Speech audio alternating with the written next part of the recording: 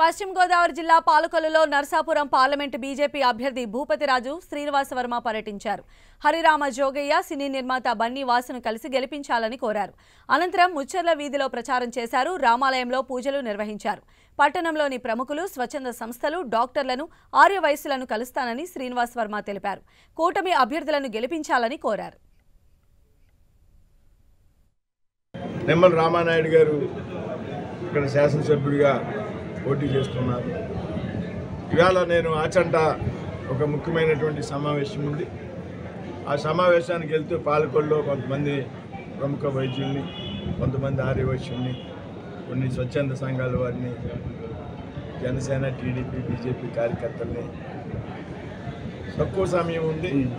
7 అసెంబ్లీలు cover చేయాలా. అసలే కొంచెం ఎన్నికల కన్ఫ్యూజన్ కొంత నడిచింది ఈ జిల్లాలో. దాని మీద ఆలస్యంగా ఉన్నాం ప్రచారంలో.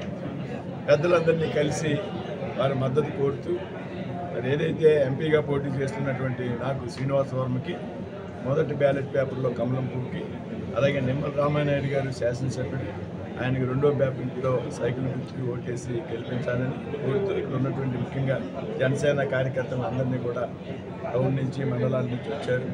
డాక్టర్లని, టీడీపీ కార్యకర్తలు ఉన్నారు, బీజేపీ కార్యకర్తలు, నాయకులు, వారందరినీ కూడా ఈ ఒక 15 రోజుల పాటు 15 రోజుల పాటు విరామం లేకుండా, విశ్రమం లేకుండా పనిచేయాలని కోరుకుంటున్నాను.